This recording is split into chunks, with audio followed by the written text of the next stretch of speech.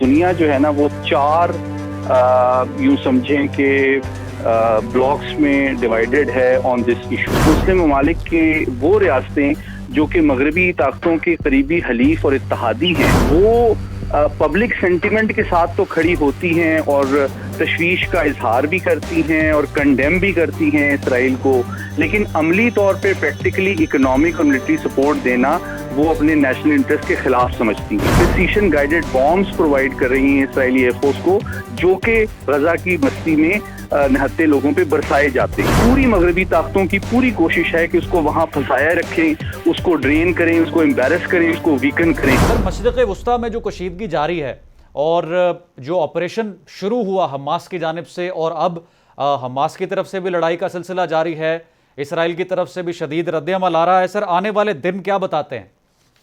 بہت شکریہ جی، میں بہت غور سن رہا تھا، آپ کا بڑا زبردست پروگرام چل رہا ہے اور بڑا انفارمیٹیو ہے۔ دیکھیں، میں ایک کانٹیکسٹ میں بتا دیتا ہوں کہ اس وقت دنیا جو ہے نا وہ چار یوں سمجھیں کہ بلاکس میں ڈیوائیڈڈ ہے آن دس ایشو، ٹھیک ہے۔ ایک وہ لوگ ہیں مسلم امہ کا، جہاں تک تعلق ہے تو اس کا اسٹریٹ سینٹیمنٹ جو ہے، پبلک سینٹیمنٹ، پبلک سمپتھی، ان کی جو خواہشات ہیں وہ بالکل فلسطینی بھائیوں کے ساتھ ہیں، اس میں تو کوئی دو رائے نہیں ہے۔ یہ ایک پرسپیکٹو ہے۔ دوسرا، لیکن جو مسلم ممالک کے وہ ریاستیں جو کہ مغربی طاقتوں کے قریبی حلیف اور اتحادی ہیں اور ان کے اوپر اکنامکلی اور سیکیورٹی وائز ڈیپینڈنٹ ہیں، وہ پبلک سینٹیمنٹ کے ساتھ تو کھڑی ہوتی ہیں اور تشویش کا اظہار بھی کرتی ہیں اور کنڈیم بھی کرتی ہیں اسرائیل کو، لیکن عملی طور پہ پریکٹیکلی اکنامک اور ملٹری سپورٹ دینا وہ اپنے نیشنل انٹرسٹ کے خلاف سمجھتی ہیں۔ Let's me be very frank with it. تیسرا گروپ ہے جو کہ مغربی طاقتوں کا ہے، جو کہ امریکہ، برطانیہ، فرانس، ان کی پوزیشن جو سیکیورٹی کاؤنسل میں وہ آپ کے سامنے آ چکی ہے کہ دیکھیں، ان سے کسی قسم کی توقع کرنا کہ وہ جنگ بندی میں کوئی کردار ادا کرے گی انتہائی غیر سنجیدہ اور غیر حقیقت پسندانہ اس وجہ سے ہے کہ وہ تو نہ صرف سفارتی اعتبار سے بلکہ دفاعی اعتبار سے ہر ممکن کیل کانٹے سے لیس کر رہی ہیں، اور وہ امیونیشن اور پریسیشن گائیڈڈ بامز پرووائڈ کر رہی ہیں اسرائیلی ایئر فورس کو، جو کہ غزہ کی بستی میں نہتے لوگوں پہ برسائے جاتے ہیں۔ تو اگر ان سے آپ یہ توقع کرتے ہیں کہ وہ جنگ بندی کا اعلان کرے گی تو یہ انتہائی معصومانہ اور غیر حقیقت پسندانہ خواہش ہے۔ اب چوتھا گروپ جو ہے، جس سے آپ کو کوئی تھوڑی سی امید ہو سکتی ہے کہ وہ کوئی کردار ادا کرے گا، وہ روس اور چین ہیں، کیونکہ انہوں نے امریکن جو قرارداد ہے سیکیورٹی کاؤنسل میں کہ جس میں حماس کو کنڈیم کیا جائے، اس کو اپوز کیا تھا، اسی لیے سیکیورٹی کاؤنسل کا ایک کنسنسس ڈاکومنٹ سامنے نہیں آ سکا۔ اچھا، لیکن اب میں ایک اور تکلیف دہ حقیقت کی طرف اشارہ دوں گا کہ روس کا بھی مفاد یہ ہے کہ یہ جنگ چلے لمبی۔ کیوں؟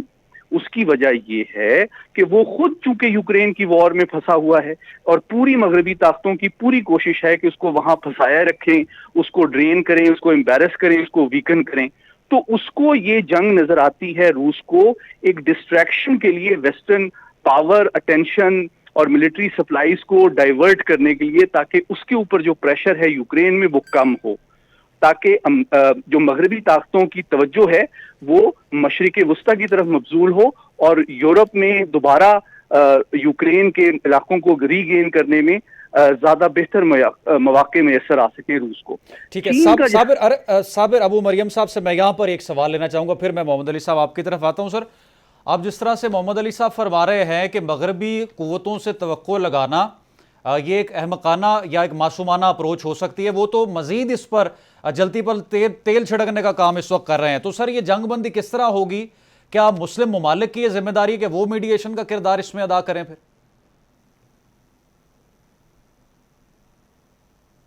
آواز آپ کی نہیں پہنچ رہی سر۔ جی، جنگ بندی کا جو سوال ہے وہ تو اس وقت ہوگا کہ جب فلسطینی فیکٹر جو ہے وہ اس کے اوپر وہ رضامند ہو اور وہ اس پر کہے کہ ٹھیک ہے جنگ، اور ابھی کوئی اس طرح کی بات سامنے ہے نہیں، نہ ویسٹ کی طرف سے کوئی ایسی بات ہے، نہ فلسطینیوں کی طرف سے ہے، اور نہ ہی مسلم امہ کے جو ہمارے لوگ ہیں، جو حکمران ہیں، وہ اتنے کوئی وہ ہیں کہ مطلب ہری ہیں کہ وہ چاہیں کہ فوری جا کے وہاں پہ کوئی جنگ بندی کروائیں یا کوئی کریں، اور جنگ بندی ہوگی بھی تو ظاہر ہے اس پر کوئی کسی اصول پر ہونی چاہیے۔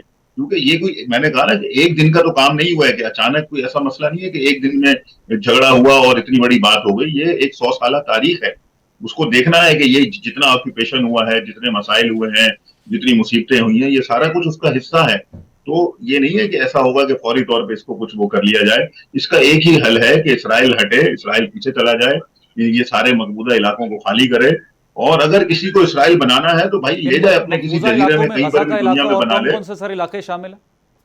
دیکھیں سارے مقبوضہ علاقے, ہم پورے فلسطین کی بات کرتے ہیں, پورا فلسطین مقبوضہ ہے, جو مغربی کنارہ ہے, جو سارا یہاں پر جو غزہ ہے, یہ سارا یہ مقبوضہ ہے.